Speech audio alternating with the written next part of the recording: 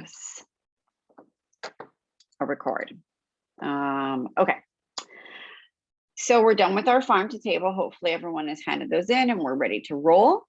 And here we are on our self-portrait. As I've mentioned several times before, pardon me, whew, my hope is that you have all kind of figured out and sorted through your photo. So I'm hopeful that that is at least set and everyone has one on hand now. I'm not going to bother running through these two portions. I'm just going to run through the self-portrait portion of things. That's where the whole brief is landing. So we're going to prepare artwork for a self-portrait for the printing process and digital media while demonstrating the ability to work in a professional manner and maintain professional relationships throughout the graphic design process. So using the self-portrait photo you took or had someone take, you're to illustrate your portrait, integrating an element that reflects you and your personality. I'll go into a little more detail with that after, because that usually raises some questions. So requirements is the structure of this package has a few demands. So below is a list of needs that you are to consider. Create a creative mood board and sketch of your idea and your style. So this is to, I forgot to add that in, this is to include your photo. I will add that after. Properly illustrate a self-portrait from the image you take. This is not to have anybody else. You can have someone else in the photo if you really want to. I strongly suggest just a self-portrait for lots of reasons. Number one, why bother creating more work for yourself?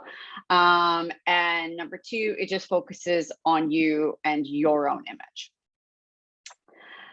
Then the fun part is integrating an element that reflects you, a hobby or something you love. So maybe it's dogs, maybe it's astrology, maybe it's drawing, art, something like that. So this could be in your hand, this could be within your background, something like that. And then you're going to apply your portrait to an 11:17 poster, creating a visual appealing background. So I generally prefer to not just have like a flat colored background. I would like to see a little bit more in there. And then on an 18:12 artboard, we're setting up 8 4x5 postcards of your final artwork. And there will be something on the backside of that as well. So our directions, so we're going to research and choose a theme for your self-portrait that appeals to you and that works well with you and your style. Saying that, because this can be a bit of a daunting project if you're not, you know, a very strong illustrator, if you haven't practiced a lot doing illustrations, this could be a little bit on the, you know, like overwhelming side, so to speak. So saying that, I've had students feel overwhelmed by this project and then take on a style that's very overwhelming, and you all know the outcome of how that would go. So be gentle to yourself, look at realistic styles and what you think you can realistically execute, okay? Not to be a downer, but just do what you think you can do and do it successfully, because that's better than doing something, attempting something you might not be too successful at and then it not working out in the end. So experiment with photography to get the right shot for your template to work from. Feel free to utilize costumes and makeup. So this is if you have not taken the photo yet. When this project originally happened, they were kind of happening in tandem. The photos generally happen before, but if you have not, feel free to do something like this. Please be sure not to make yourself unrecognizable. You should look like your photo and it should look like you. This is a self-portrait. Also remember not to wear clothing with patterns, as they're very difficult to reproduce as a vector illustration. Thinking about your final presentation, how they would look on a large format poster. So when I say don't wear patterns, you can, but again, just think of those details and how those will be illustrated later, okay? Your creative mood board and sketch will include your name, your photograph that you'll be using, a sample color scheme, samples of the digital vector style you are inspired by and want to emulate, There may be multiple styles that you wish to incorporate into your illustration, but they should obviously still have a very cohesive look and feel. So you can have examples of planets, stars, things like that. If maybe your inspirational element is astrology, and then maybe a different style for your photo, but obviously those should be, they should still come together. They shouldn't look like two things slapped together, like a random collage. Visual inspiration of the object and element you're incorporating as well. So making sure you're adding those things in there.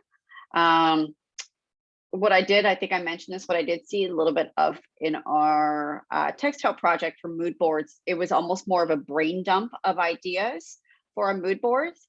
And I think a brain dump is so good and so important, but not appropriate for the mood board. So your mood board should be your final look and feel and where you're pulling all of that inspiration from.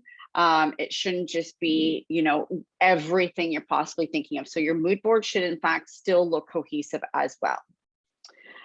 Your second page is going to be a sketch of your final concept. So a design of rationale explaining your proposal. Your explanation of not only what you hope to achieve in the illustration, but why you're proposing this creative direction. You feel inspired by this style. You have always wanted to, or this is how you illustrate, etc. So no need to write a novel, just keep it short to one paragraph. And when you hand that in, it's just one PDF with the 2 pages saved as a PDF, student name, mood board PDF, and submit it to the Dropbox at the end of week 6. The portrait illustration will include, your first document will have your artwork. So you're creating an 11 by 17 artwork. So you can begin to set up your portrait, perhaps on another size page. Obviously I do recommend you do an 11 by 17. So it's good to just start where you need to be so you don't end up with any surprises later. But obviously ensuring your final.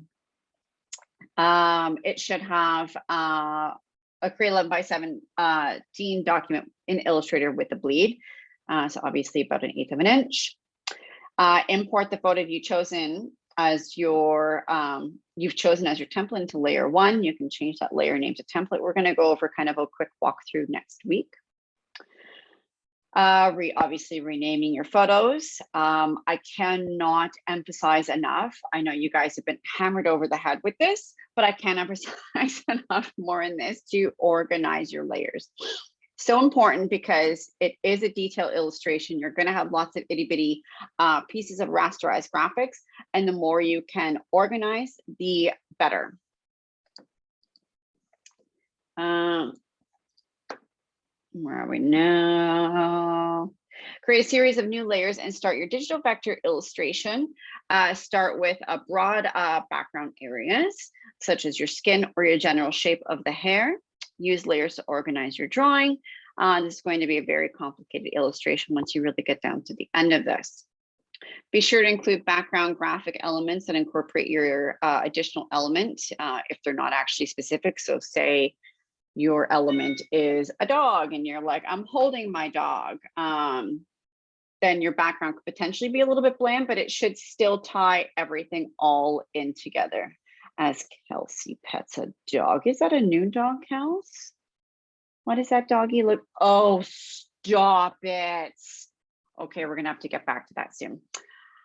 Oh, gosh, now call me distracted. Oh, I wish I could smell the little puppy feet. Okay.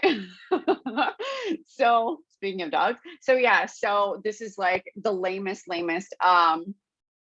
example I could possibly put together. But if you're say holding your dog, say Kelsey is holding her freaking adorable little puppy for her picture, and she's going to include that puppy in the picture. Maybe in the background, instead of it being totally plain, there's like dog bones floating around or something, you know? Super lame example. But again, we just want it to look like a cohesive piece. We don't want to just have our picture plunked on a plain old background. Final artwork saved as a PDF. Obviously, your file name should have your student name in there and final art.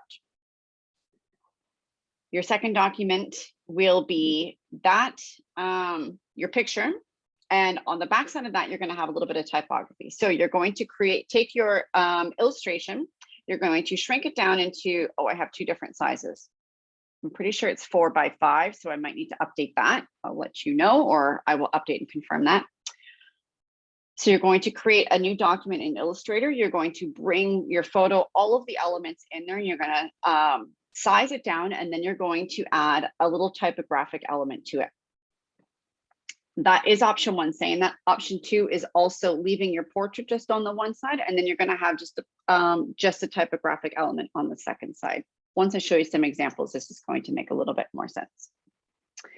And then you're going to set your postcode up. I'm not going to bother going through that because it's just going to go over your head, not going to make any sense now. But essentially, in the end, what we end up with is a poster of your portrait, single-sided. Then we have another file of your postcard. We're going to have 8 of them lined up. So 4 across, 2 rows.